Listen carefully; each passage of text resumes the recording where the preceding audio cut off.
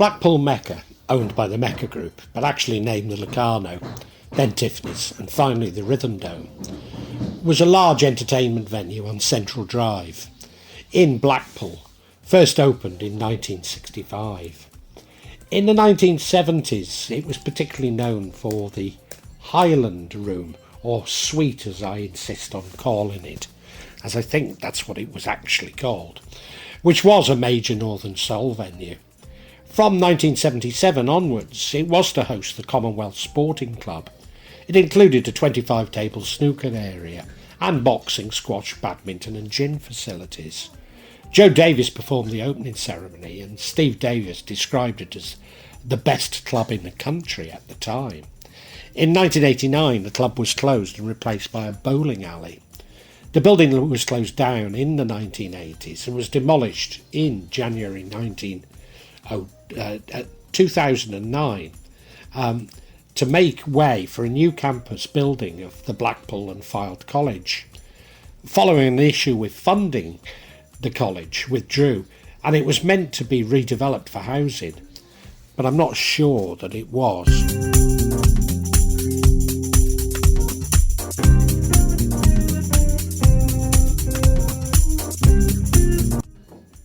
A trip to the Mecca was like no other. Maybe it was the excitement of being in Blackpool, where I'd had so many happy memories as a child. It was certainly special.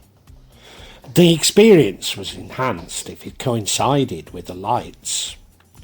As a child, I'd make a beeline for the funhouse at the pleasure beach, where we could buy the necessary items to keep us dancing. Maybe then a pint in the Manchester, or spend some time on the beach. If we hadn't picked up a gang seeking to fight us in the Manchester, we would have on the beach. I'm sure I recall one gang from Burnley, but the most dreaded were from Glasgow, on Glasgow Week. By the time we got to the Mecca, we would have shook them off, only to find them also going into Tiffanys, but for the massive main room. After all, there weren't that many alternatives. It was huge. Although we were used to Mecca venues, Blackpool was massive, and more than large enough to avoid bumping into these gangs. Being Mecca, we needed to wear a tie to get in, and right by the Mecca there were local shops selling ties with a picture of the tower on them, enabling our entry. It was then all the way up two truly huge escalators, bigger than any I remember in any tube station, followed by conventional stairs. The Highland Room lived up to its name and had tartan wallpaper and carpets, almost certainly also tartan bitter. On the walls were plastic claymores and Highland shields. So occasionally it did attract some Glasgow gangs, but I never recall any trouble. Finishing at 2, we then had to get home or to Wigan. Fortunately, the Mecca ran coaches from all over Lancashire, which would conveniently drop us off in Wigan. A few people I knew had favoured landladies and stayed in local B&Bs, but I never did.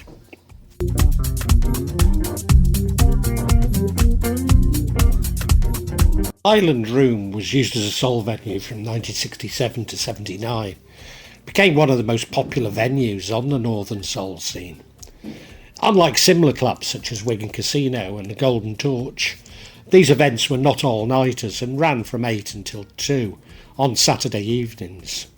The founding DJ of the soul sessions at Blackpool Mecca was in fact a local DJ, Tony Jebb.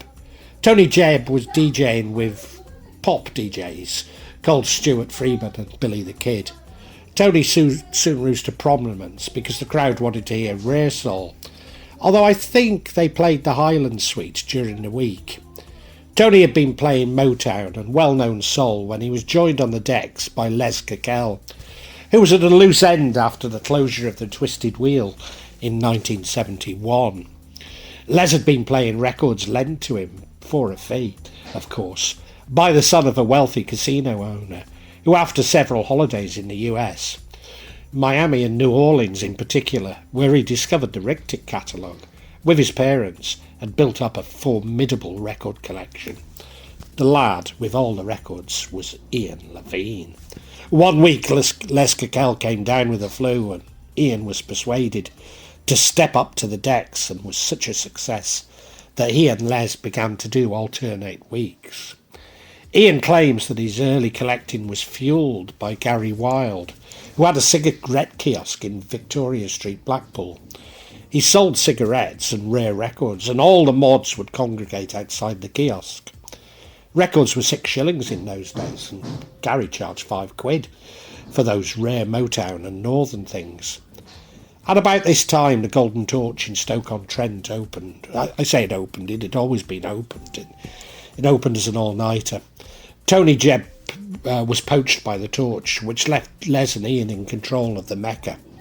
However, the massive success of the Torch began to have an effect on the Mecca, and recommended by Tony Jebb, Ian Levine gained a spot at the Torch, his first night coinciding with the now legendary appearance of Major Lance.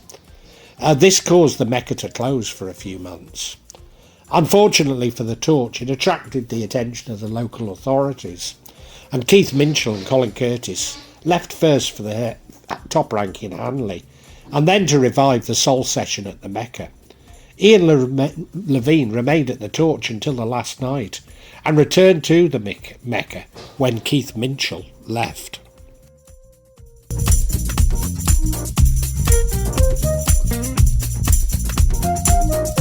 The two main DJs for the Highland Room Soul Nights were Ian Levine and Colin Curtis. Ian and Colin were a formidable partnership with a joint mission to find and play the greatest Northern Soul records ever. Their phenomenal success, due mainly to Ian Levine's regular trips to the US, attracted the attention of Simon Susanne, who once a record was identified would track down a copy, press up bootlegs in huge quantities and sell them to the eager soulies. This annoyed Levine and Curtis and led to the first cover-ups, the practice of obscuring the record label and inventing spurious artists and titles to conceal the identity and true recording. Frustrated by this, Susanne negotiated the purchase of the Merwood and Kenman catalogue master tapes and resorted to producing his own records. He later went on to produce a number of groups and had major hits with Shalimar. At the Mecca, as soon as a record was bootlegged, it was dropped. If 3 or 4 bootlegs were coming in every week, which they were at the time, 3 or 4 records got dropped from the playlist, and 3 or 4 had to be found to replace them. Thus the quality of the sounds started to deteriorate. What happened in 1975 was the floor was packing to more modern stuff, and the crowd were dictating which way it went. Wigan was the complete opposite, with increasingly turning to white pop music.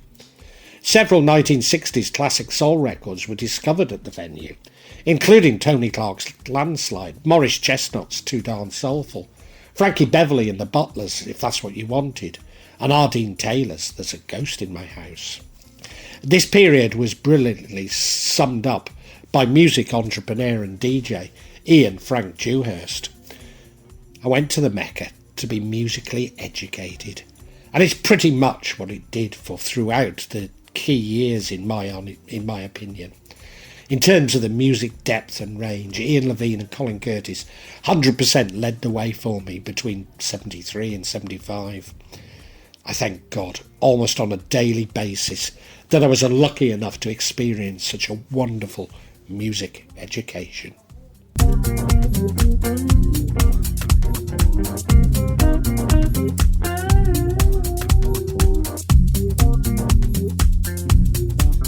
Later in the 1970s, the Highland Room became synonymous with a more contemporary and less frenetic style of Northern Soul music, typified by records such as the Carstairs' It Really Hurts Me Girl, which Ian first heard on the radio in Miami, voices of East of Harlem's Cashin' In, and Charisma Band, Ain't Nothing Like Your Love.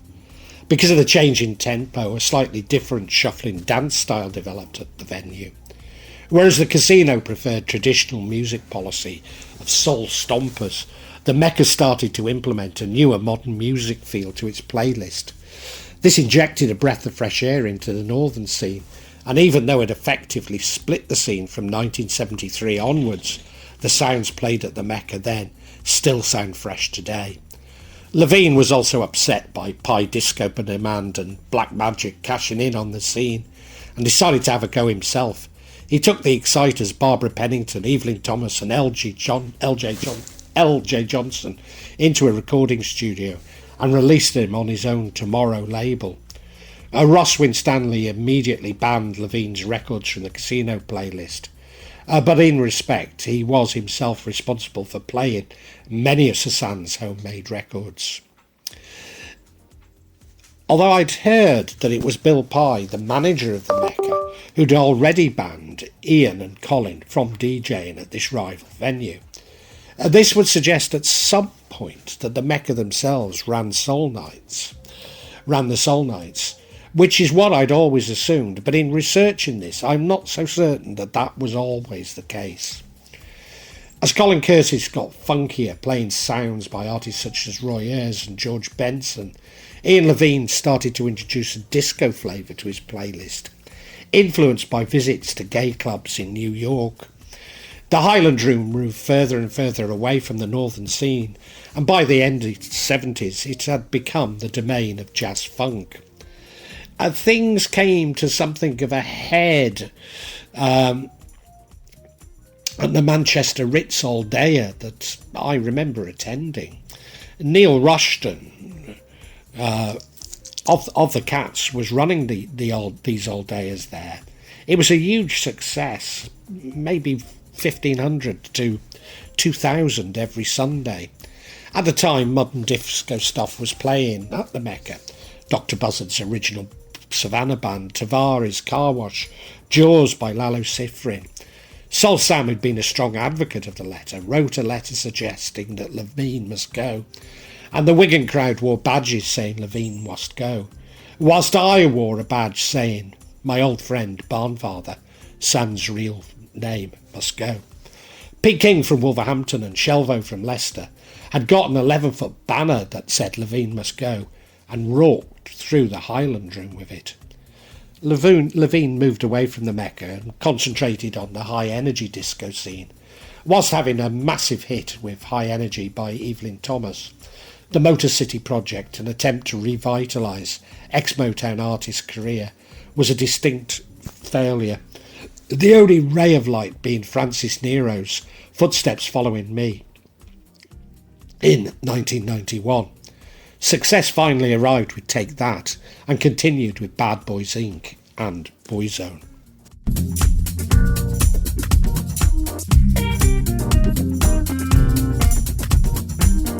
After Ian and Colin left the Mecca, it was still used for very popular all-dayers, by then jazz funk.